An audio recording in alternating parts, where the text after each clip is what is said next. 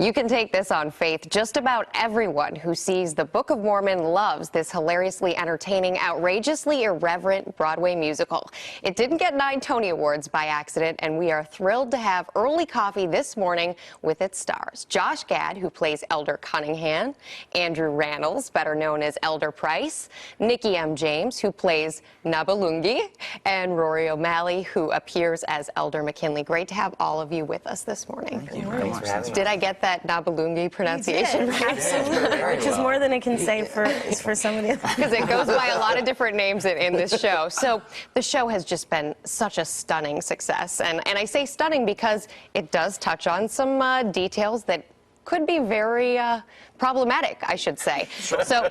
So tell me how surprised you are by all of this. I mean, I think we were optimistic. I mean, you know, we've each sort of been a part of this this journey of the creation of the show for different amounts of time. But I would say that personally, I thought it was very funny, and I was very optimistic that it would be received well. But of course, you never know. And then we started previews, and we started to see that not only did what I considered to be like the target audience, like sort of maybe a younger crowd, a South Park, who sort of grew up with South Park, they thought it was funny, but then we also realized that it sort of knew no age. Like, you know, older people were laughing at it, very old people were laughing at it. I mean, you know, it covered a lot of a wide demographic, which was a very nice surprise. Absolutely. Yeah. How about the Mormon community? Are they laughing? They have, I mean, they've gone out of their way in many respects to compliment the work that we're doing.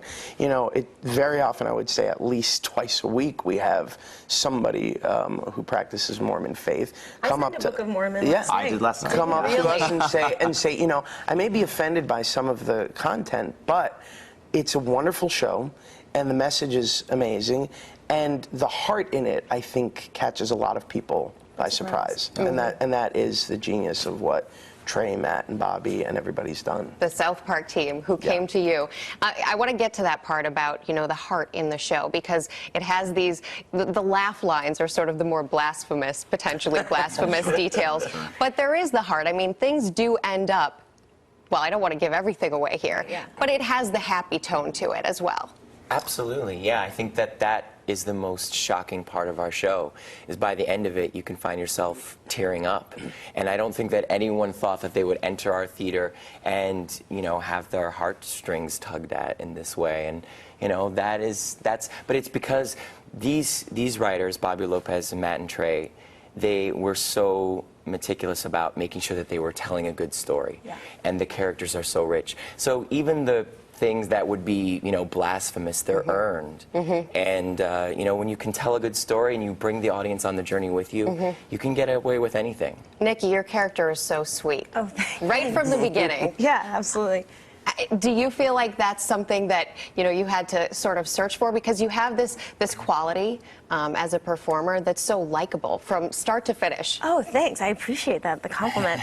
You know, it's funny. I mean, I'm just playing the given circumstances, and in my mind, Nabulungi is, you know, I'm a Disney girl, so in my mind, it's just like she's just a sweet sort of, like a character who's not yet affected by the reality of her situation. She still has such hope, and if you play into that, it's a really beautiful thing to get to do every night for a little while, you know, because I've seen some bad stuff in my life, and it's sort of nice to be able to just be innocent and have just pure hope. And I think that is really helpful in telling our story too.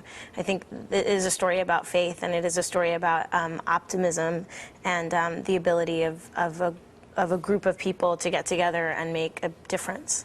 It really does come through. You guys are doing this, what is it, eight performances every week.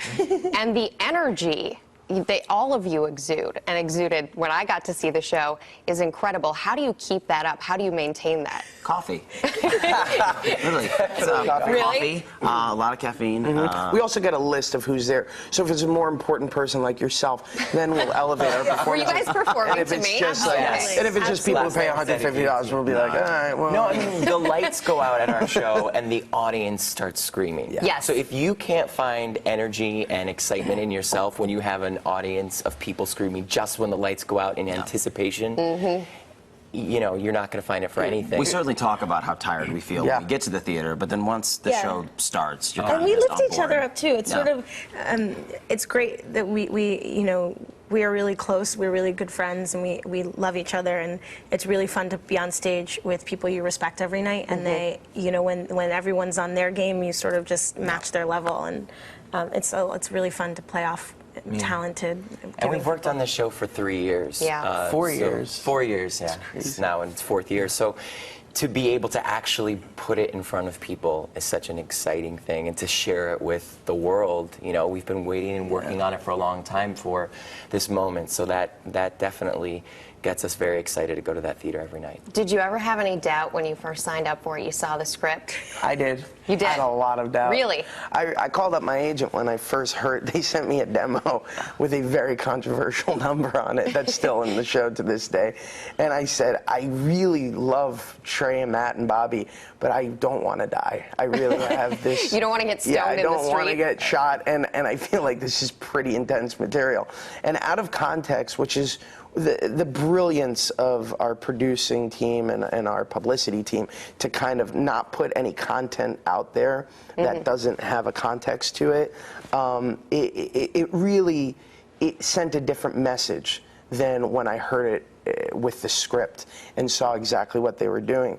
And that's the most fascinating part of this, is we're doing the most explosive material I've ever seen on Broadway, but everybody says after the show, God, it's not nearly as offensive as I thought it would be. Yeah. And I think it's a psychological thing of the show is so sweet and heartfelt that at the end of the day, you can't help but leave with a smile and forget about the fact that, yes, we're doing some really edgy stuff, but we're also putting it in a different sort of context than you expect.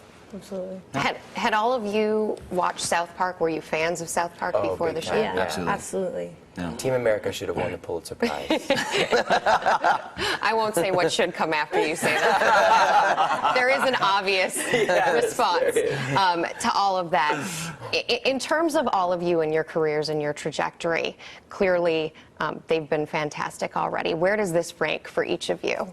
Oh, this is tops. Yes, it's the top. Yeah, It I mean, I is. think we've all, the sort of nice thing about all of us is that we've been working sort of at a level for a while, and like sort of, I guess, towards this goal to have sort of a moment like this. And I don't know if any one of us could have imagined that it would be quite this exciting or quite this popular, but I mean, I think it's safe to say that this is sort of the highlight of all of our careers so far. And it's She so won a Tony. Yeah, I was going to say, She's you're got all a Tony Tony nominated. Nikki won What are you better. kidding? Yeah, seriously. You're like, eh. Oh, I It's did this okay. one show off Broadway a few years ago. No, you know, it's really special to have your performance, my performance, our performances acknowledged in a show that that I love to be a part of, and so, you know, when you're doing good work in a show that you like and that you also think is, you know, that you're excited to go to work for, it's sort of the best of all worlds. So, yeah, this is it. Yeah, I think, you know, for me, it's almost like I already feel like this is the best thing that I will ever be a part of. You know, No, you didn't peak yet. No, it's not. It's not about peaking. It's about knowing how special this is. You know, I think even if we all go on, which I expect all, you know, everybody here to go on and do some amazing things, there is some truth to the fact that this is a once-in-a-lifetime event. Sure. You know, you dream about this moment, but it doesn't. All the right pieces came together at the right time to create this atmosphere. And I think at least where musical theater is concerned, and especially musical comedy is concerned, this is a major milestone. And I don't know that I'll ever be a part of something like this again. And it's pretty momentous to know that we all were involved in its creation and its inception. Right before we opened, Mike Nichols came to see the show, and he said, he was very nice about the show, but he said, this is the only time this will ever happen to me. To be honest, it's like, this is the last time. Yeah. He's like, this is it. Like, this is the excitement, the excitement, the joy that Have it's you guys brought been to our keeping lives. a journal? It's really great. Sure. No. Mental. You do? I've been keeping a mental like journal. Just little things, because it's happening so quickly, and the time is sort of flying by, and I hope that I can look back years from now and have a good picture of what this was like. So yeah. When I write my biography, I'm just going to make it all up. Speaking of making it all up, we have a question here at Early Coffee we ask all of our guests, and that is, who would you, if you could choose one person, take to Early Coffee? We can start with you, Rory. Oh, okay. Martin Luther King. Martin Luther King. Nikki? I flip-flopped, and I have to go with Tennessee Williams. Very interesting. Okay, I'm going. We were talking about her in the green. I'm going with Jane Fonda. Jane Fonda? I want to hang out with Jane Fonda. Okay. Yeah. Do a little working out? Yeah, hell yeah. A little coffee, yeah. I'm going with Jane Fonda.